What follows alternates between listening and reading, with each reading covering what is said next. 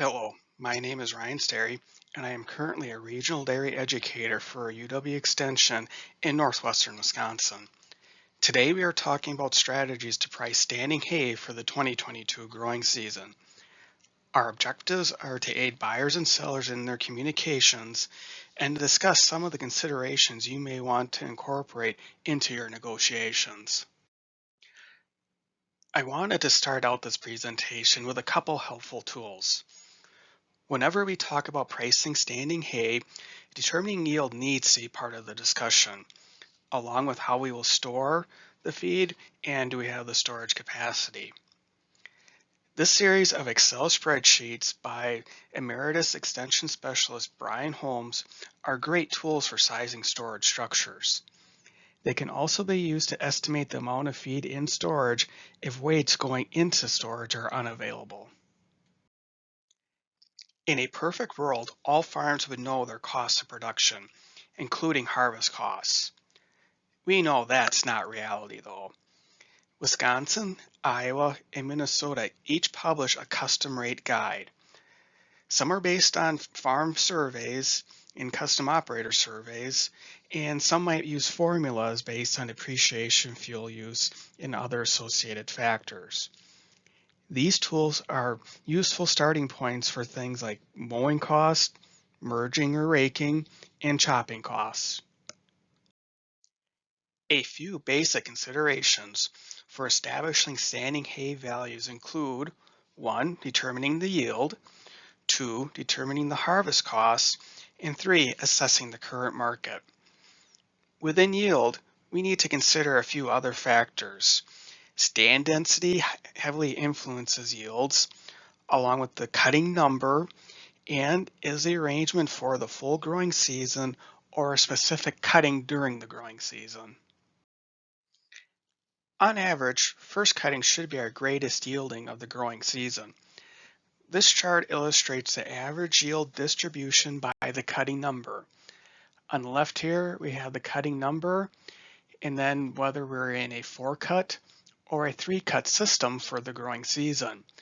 From there, we can look at what percent of the total season's yield is distributed by each cutting. So here we're looking at first cutting in a 4-cut system, about 35% on average of the season's yield will be harvested at this time. In a 3-cut system, that number bumps up a little bit to 40%.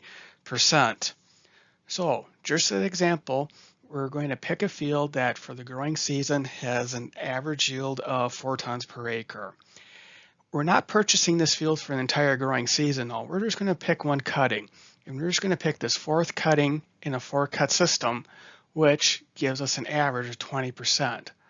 So take our 4 tons times 20%, and we're going to estimate about 0.8 tons per acre for that particular cutting on that particular field.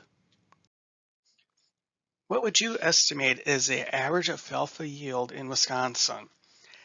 To help answer that question, real farm data from the Alfalfa Yield and Persistence Project shows a wide range in yields, but with most fields falling between 3 and 5.5 tons per acre for the growing season.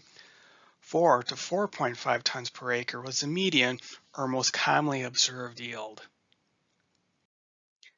The Upper Midwest Hay Market Report is one of our go-to tools for exploring prices.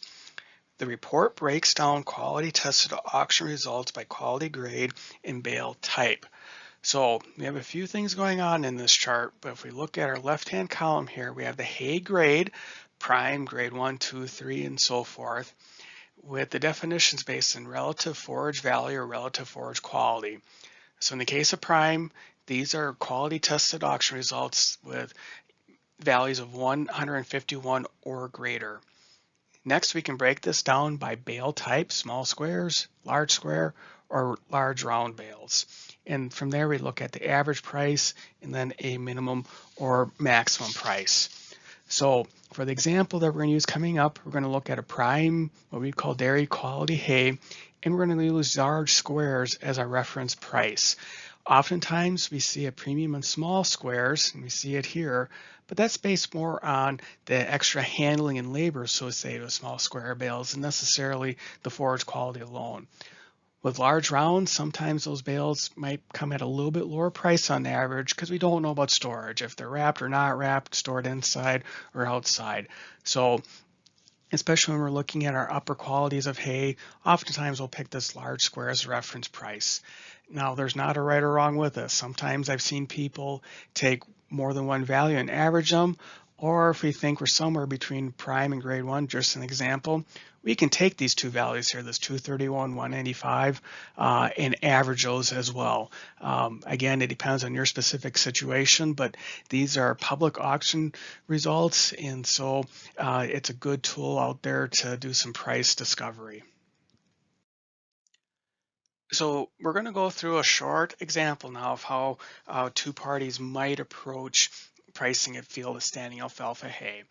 So we've carried over our 231 tons as an average price for our prime dairy quality hay. Now, this is an as-fed price, not a dry matter price. So if we assume even dry hay is about 15% moisture on average, we're going to do a quick correction here to get this to a price per ton of dry matter. So take our 231 divided by 0.85%, which stands for 0.85% dry matter, and that comes out to $271 and change per dry matter ton.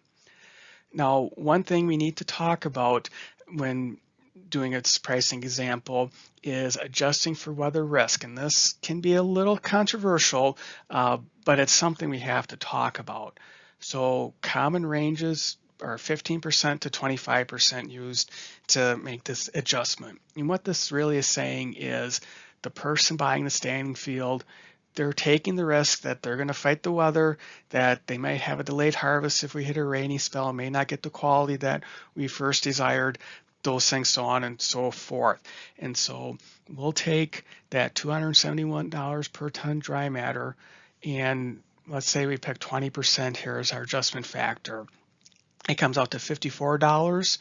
So we're going to take 271 minus 54 to get a $217 base value for our standing field, assuming the person buying that standing field is taking the risk, not the person that owns that field, on getting it harvested. Next, we're going to talk about factoring in our harvest costs. So in most cases, we definitely have a cutting cost, and then we have either emerging or raking costs we factored in. And then depending on what type of storage structure we're putting this feed into and what type of feed, if we're doing dry hay, baleage, or a haylage, do we have a chopping, do we have a round baling cost, so on and so forth. So in our particular example that we're going to do here, we're going to talk about a mowing cost, emerging cost, and then a chopping, hauling, and packing bunker silo. So using our custom rate guides, we're using an average of $15 an acre for cutting, $14 an acre for merging, and then $47.57 for our chopping, hauling, and packing. So that gets us to $76.57. So this is for one harvest though. So if we're purchasing a field for the season, we need to look at how many cuttings we're purchasing and then multiply that cost. So say we're in a Fort cut system, we're going to take 4 times our $76.57 to get us to $306.28 for our harvest cost for the entire growing season. Next, we need to talk about yield. And whenever possible, we highly, highly encourage you to price your forages based on weight, not necessarily bale size and some other estimates that are used. The weight is what you're actually purchasing or selling. Bale sizes vary, telling us it's a 5x6 round bale. Those weights vary a lot, so it's not an accurate method. So in our farm field example that we're using, again, we're looking at a 4-ton yield for the growing season. And if you think back to a few slides earlier, we estimated our value per dry matter ton at $217.41. So if we take 4 times 217, it gets us to $869.64 as our estimated value for the growing season. We want to take off our harvest costs from that. That's a gross, not necessarily a net value yet. So $869 minus our $306 harvest cost gets us to $563.36 as our estimated value. So related to what we just talked about estimating yield and harvest costs, so on and so forth, to get a standing hay value, oftentimes we're also asked about how to adjust these values based on the dry matter, percent moisture, depending on the type of feed we're putting up. So earlier we talked about the Upper Midwest Hay Market Guide, obviously dry hay, but how can we use that for pricing baleage or haylage or wetter feeds? And we can do this, we often do this. So again, we're going to go back to our $231 as fed ton example, which assumes 15% moisture, and our same correction we did earlier to get us to this $271 per ton of dry matter. So on average, alfalfa haylage runs 43.5% dry matter. A lot of calculations use 45% for easy math, but we're going to go with the lab average here, 43.5%. So we're going to take our $271 per dry matter ton value and multiply that times 0.435, which gets us to $118.22 per ton as fed. So this is as fed in the feed bunk pricing. So that's just a quick conversion factor that we can use to get from a dry matter to an as fed value for our forages. In summary, these are a few factors that we want you to keep in mind in making these decisions. This needs to be mutually agreeable at the end of the day between both parties. This is a business deal at the end of the day, and it needs to be agreeable both for the buyer and seller that they think it's fair.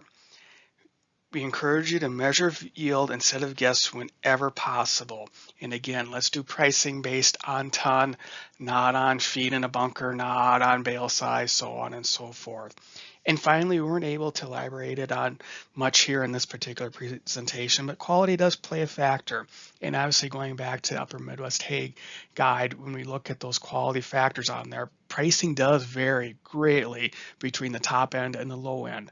So, moral of the story, do forage testing. Get feed results back, find out where you land on that chart to help you in your pricing decisions.